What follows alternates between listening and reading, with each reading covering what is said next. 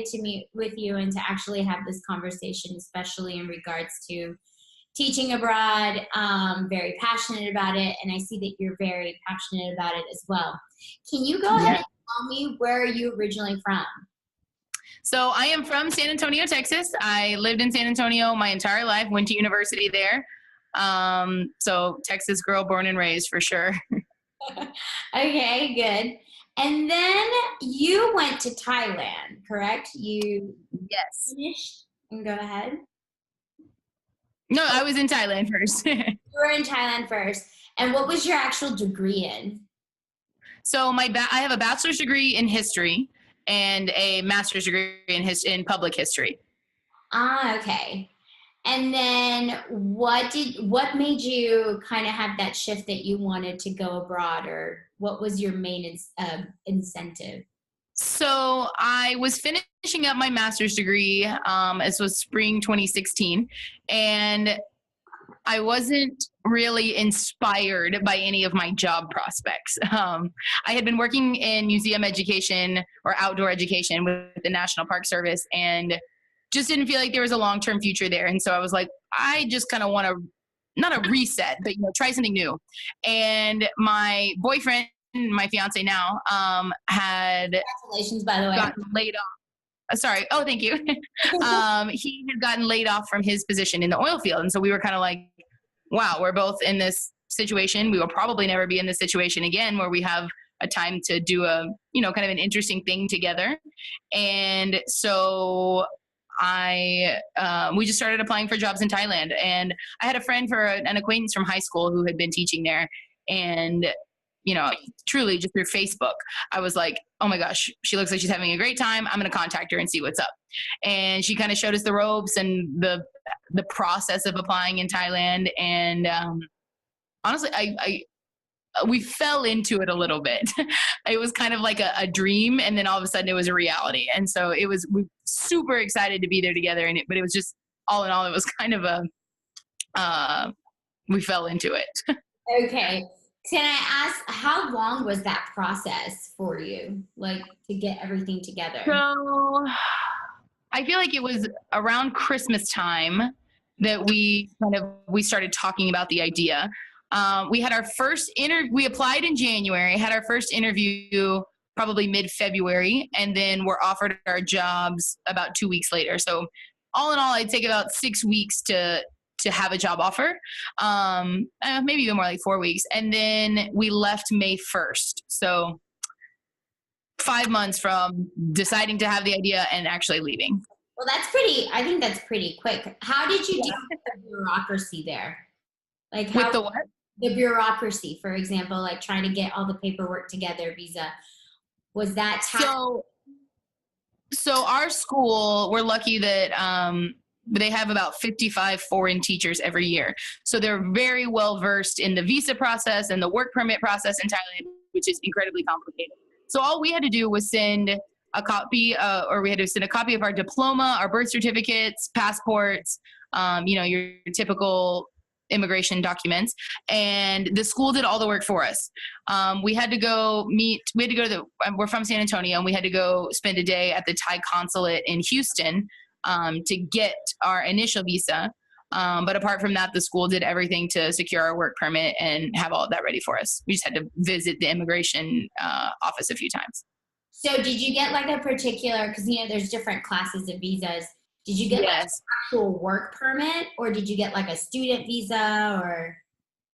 So we started out, Thailand has a couple of different types of visas, but they have one that's called a non-immigrant B visa. And that is specifically for foreigners that are coming to Thailand to teach. And you apply for that visa within a month of leaving. So I applied for it, end of April, and we left beginning of May. And it's valid for 90 days. And within your first 90 days, it's assumed that your school or you are going to get your work permit secured. And if you don't secure your work permit in that 90 days, then your visa's expired. But thankfully enough, my school was on top of it and had it all figured out. We had legal work permits and everything like that. Okay, well, that's great. That's good. Because I've heard some stories where it was like, we didn't know what was going on, blah, blah, blah. So it was just kind of wanting to know. You definitely hear people in Thailand that their school didn't figure it out for them, or, they ended up working illegally, but we're very blessed at our school that they know how the process works. That is good. Good. So did you have any expectations when you were in Thailand? Honestly, we ask ourselves that, like, what did we think was going to happen before we got there? And I don't really remember. We knew we wanted to travel. That was kind of a big part of our reason for going. Both of us were from Texas and hadn't ever really left, apart from short family vacation. So we wanted to really see a different part of the world and to be actively engaged in another culture and kind of become part of another culture, if you will, as much as you can be being a foreigner. So as far as my expectations for teaching, I did not know what to expect, which I guess is a good thing. I didn't have any expectations. So I didn't, there was not really anything that surprised me because I didn't know what to expect. But really our goals were just to decide if we wanted to pursue teaching long-term, and to decide whether or not we liked it as a career path. Okay. And what do you feel like that is the path that you're definitely taking, or kind of led? I think when we moved, we didn't necessarily when we originally moved to Thailand, we didn't necessarily see ourselves being teachers abroad long term. We kind of like, oh, we'll do this for a year, and then if we like teaching, we'll go be teachers in the US. And we really love teaching, both of us. And instead of moving back to the US, we decided to move to Mexico. And being at our school in Mexico now, we kind of see this being a little bit more long term. I wouldn't say like my entire life would be spent abroad, but I do see myself teaching and in the field of education. International education specifically. International education, yeah, for sure. Okay. And so when you guys finally decided, when you were leaving Thailand, then you decided to go to Mexico. Why go Mexico? Yep. So I wish I could remember how many jobs I applied us for. Keep in mind that, we both have 1 year of teaching experience, and Ben's degree is in psychology and mine is in history. Mm-hmm. So we didn't have degrees in education. So on paper, we don't look like your typical international teachers. So I applied us for quite a few jobs. We were really interested in going a little bit closer to home. We knew we didn't want to go home all the way home, but being in Mexico kind of afforded us the opportunity to go home a few times a year. But we kind of I don't want to say fell into, we chose our school in Cancun. Number one, because we could complete our teaching certifications in the US because we're in an American curriculum school. So Common Core, your typical curriculum standards we can utilize them in our school. So that was a big factor for us to pick this particular school. And then of course, like I said, the location. We've been able to go home for Christmas and then 2 other random weekends for like family events. So being here has been nice. But we're actually moving back to Thailand in July. What? Yes. Sorry, I thought you knew that. Oh, that's awesome. Yes, yeah. Thailand has like a bit of a black hole as well. Like once you go there, you just don't want to leave. Exactly. When we left, we were like, wow, it might be 10 years before we come back to Thailand. We're going to miss it so much. And then I would say about 5 months after we left, I was like, I have to go back. I miss it so much. And, now that we have 2 years of experience and teaching certifications under our belt, it was a better application experience, if you will. Right. Of course. You have so many more options. And right. I think that what people don't realize that when you're in international education, you become like a very specific profile. Yes, you do, for sure. Difficult to find. And so you kind of become sought after in a way. Right. That's great. Mm-hmm. That's wonderful. So what are the things that you really, really respected and enjoyed about the Thai culture? I love Thai culture. We were lucky. The town that we were in was, it's called Nakhon Si Thammarat. And it's about 5 hours east of Phuket. Everybody knows where Phuket is, but Nakhon's kind of a small town. And it has about 400,000 people in the town, and only about 100 of those people are foreigners. So while you have some big city amenities like grocery stores and international food and things like that, it is completely Thai.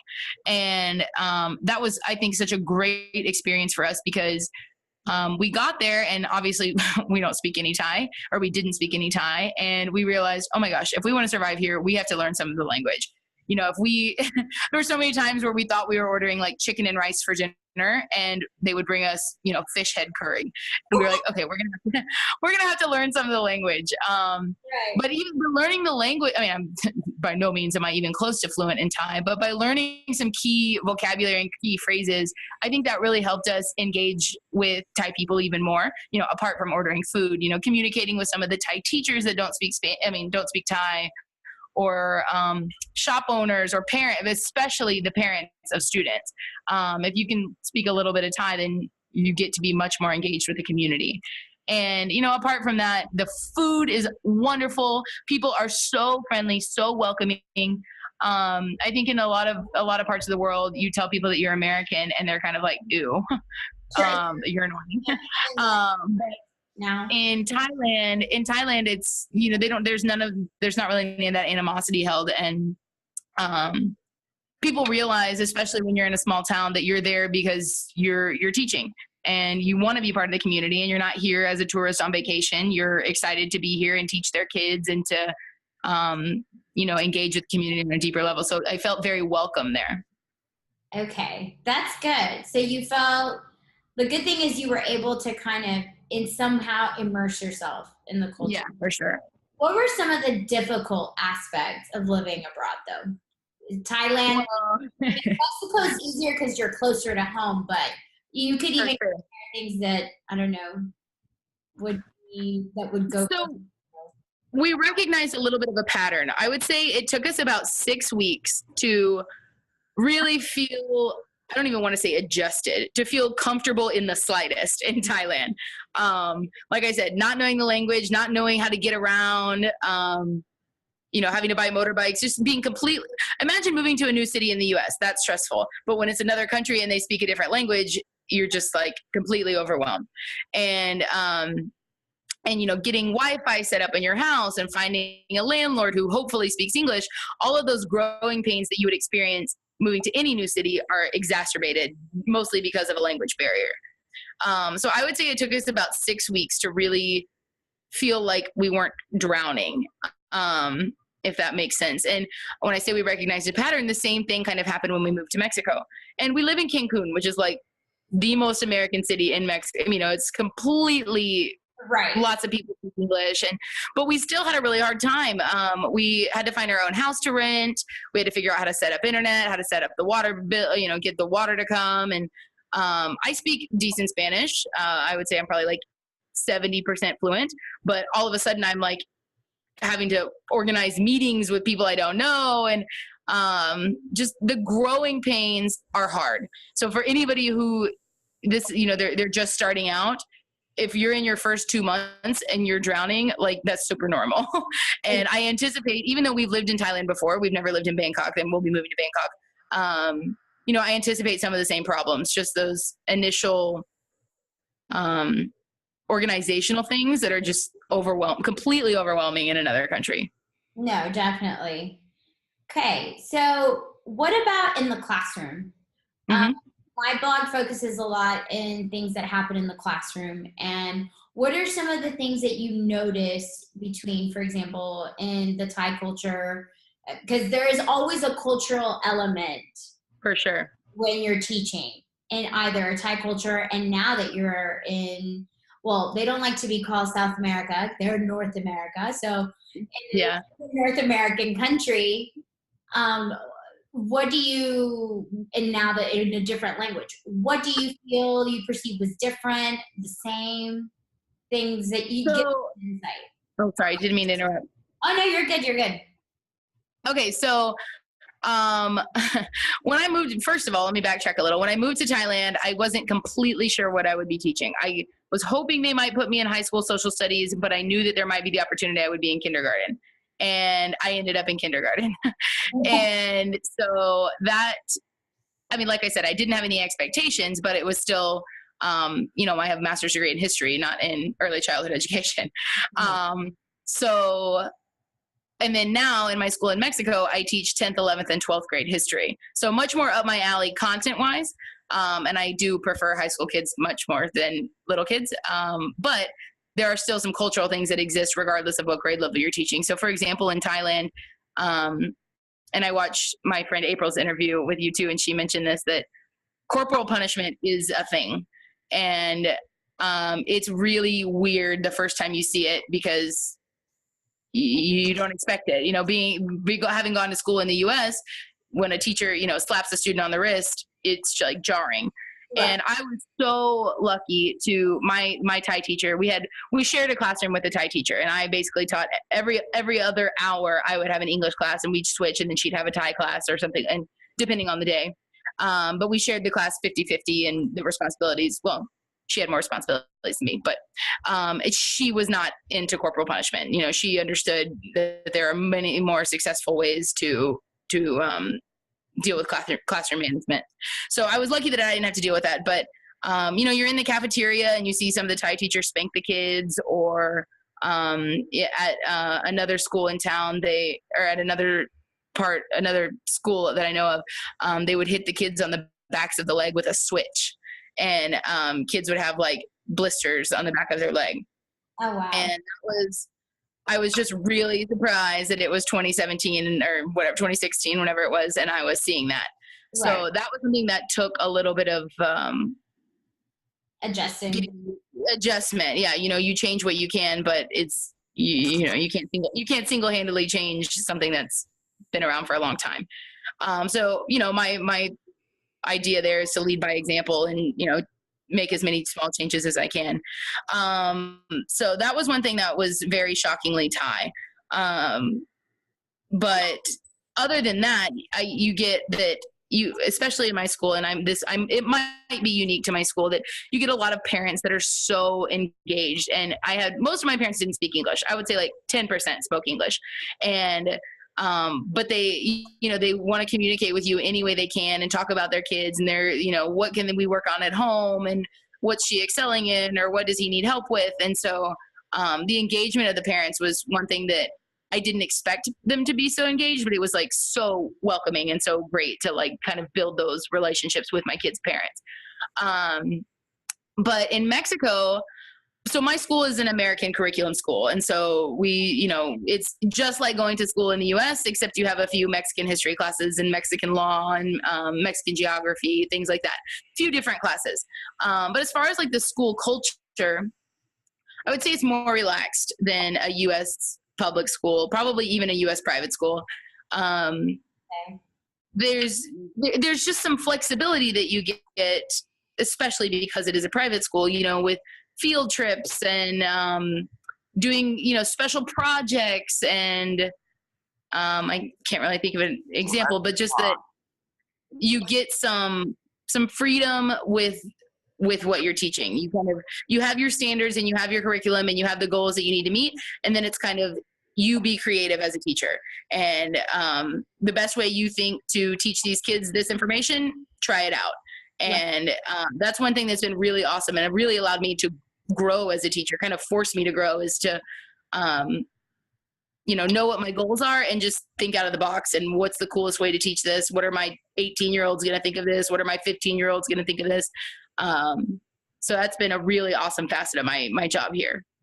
So would you say that in a Thai education system, is it more teacher-centered or student-centered, or is it moving towards student-centered? Or what about in Mexico? So in Mexico, it seems like project-based learning, like you're doing a lot of different projects. So you're just guiding their learning. Right.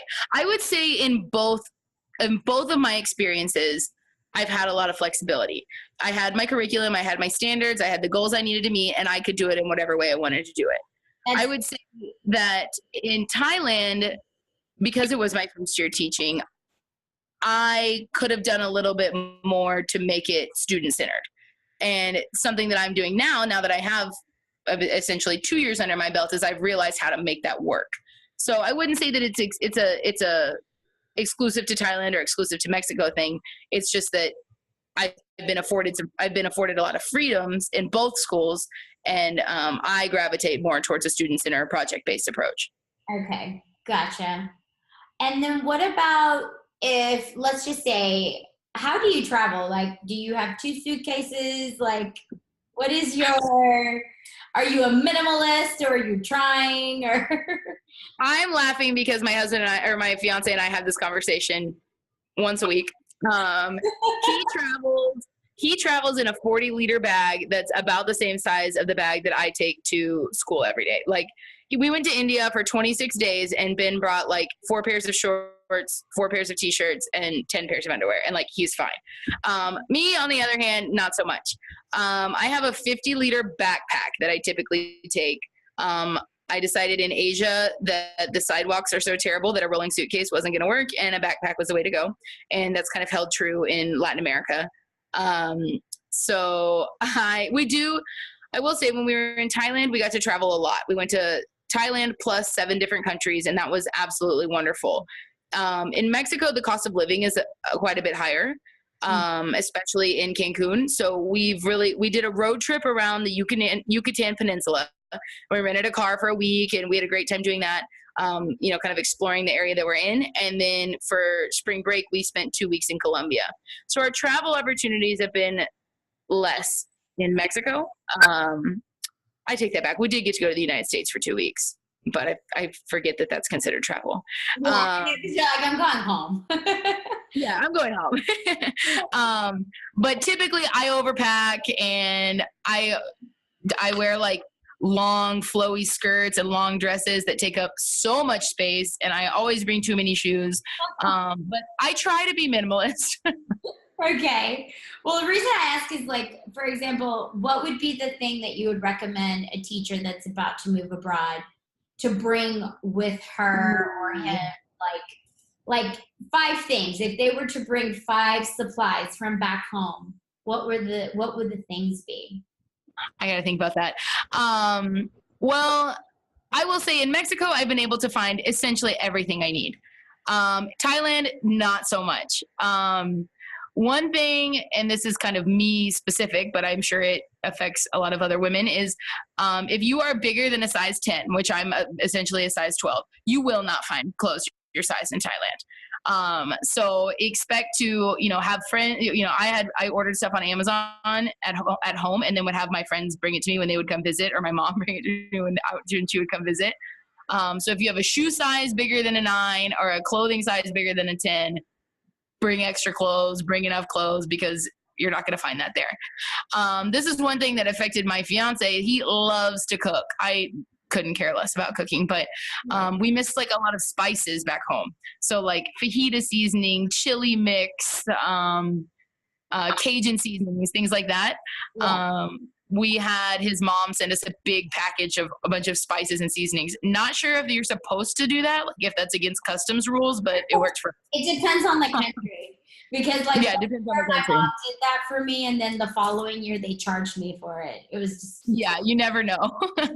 Depends on the guy who's checking your package. Yeah, exactly. So what else? Another thing for Thailand was like adequate electronics. Like chargers, if you need a new phone, I mean, you can get them, but they're more expensive. You can either get really cheap ones that are bad quality, or you pay a lot of money, more money than you would in the US for quality stuff. So electronics are a big one.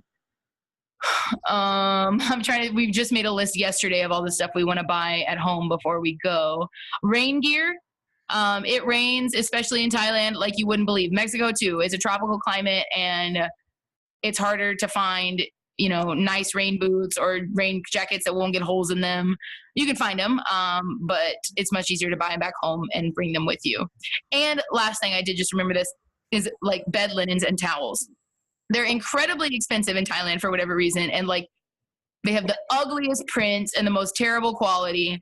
So we learned our lesson in Thailand and bought, a set nice sheets for when we moved to Mexico and we brought our own towels. So if you're picky about stuff like that, which I am, think about getting it before you come.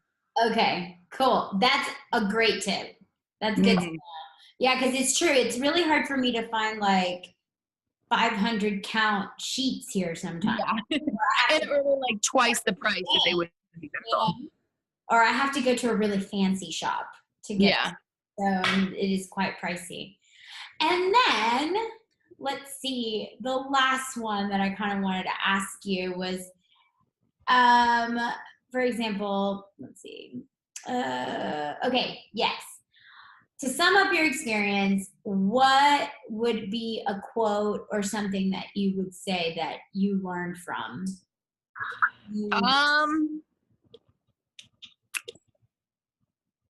I don't know how to say it without sounding cliche. Without being like, oh my gosh, I love travel. Travel changed me.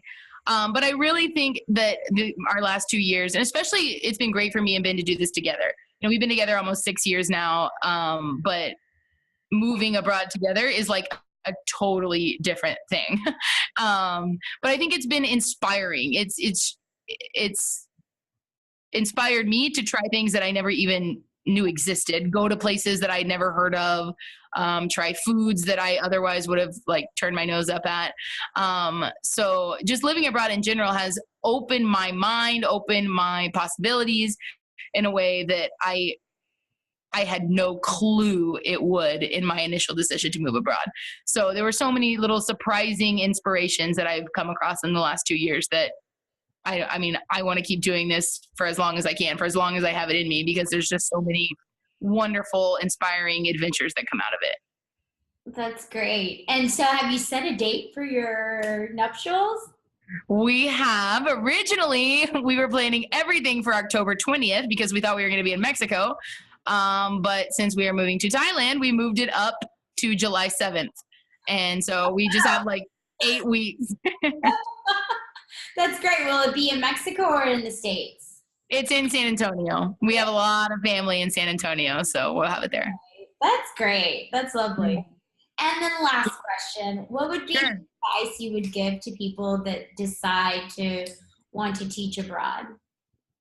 So my biggest piece of advice is to ask people that you know are doing it, even if it's somebody you barely know. For example, the girl that I went to high school with, I don't think I had talked to her since high school. But you can look online and there's plenty of organizations that will place you in jobs and things like that, but you don't always get the inside scoop. And so if you know an acquaintance or a friend of a friend that's doing it, ask them for advice, because until I was deep, 2 years in, a year and a half in, I didn't realize how extensive the International Teaching Network was, or, maybe what job boards existed, or, what certain terminology is. So had I not reached out to that friend originally, I don't even think I would have ended up at the school I was at. But as you spend some time in the system, if you will, you get to know a lot more. So reach out to people that are in it. Ask me. Feel free to send me an email, even if you don't know me. I'm not necessarily an expert, but I have applied to like 60 jobs in the last year, so I might have some tips. Oh, definitely. I was actually going to say, because I usually link down below like information. You have wonderful photography. I saw your Instagram. Thank you. Page. It's amazing. I teach photography. Oh, you teach photography? An elective course. Oh, nice. Well, it shows, because your Instagram is amazing. And your blog is great too. I saw your blog with you and your fiance, and I thought it was so lovely. And it's nice. Yes, please feel free to list that on your website. I will. No, definitely, because I think it's good to have a good community of people that are passionate of what they're doing, but at the same time that can kind of, for me, I've lived here for 4 years and I have Spanish friends. I feel like I'm very immersed in the culture, but when it comes to professionally, it's very difficult to find people in Spain that are passionate about teaching, because I feel like they think that it's study abroad 2.0, And it's right. Like an adult gap year. exactly. And to me, it's like I've met a lot of people that are interested, and I was so lucky that I got into that master's program, Yeah. like-minded people. But I know there are a lot out there. It's just we haven't reached them all. You have to build that network. Yeah. Yeah, and I think it's important. So I was like, you know what? Forget it. I'm just going to make my own box, and I'm going to create. That's awesome. So it's been very great. It was lovely, lovely speaking with you. And yeah, thank you. actually 11:11 p.m. right now. Make a wish. Perfect. Make a wish. And thank you so much. And I will link all your information down in the video below. Okay? Fabulous. Thank you so much, Lynnette. Anytime. Thank you. Have a good afternoon. Bye-bye.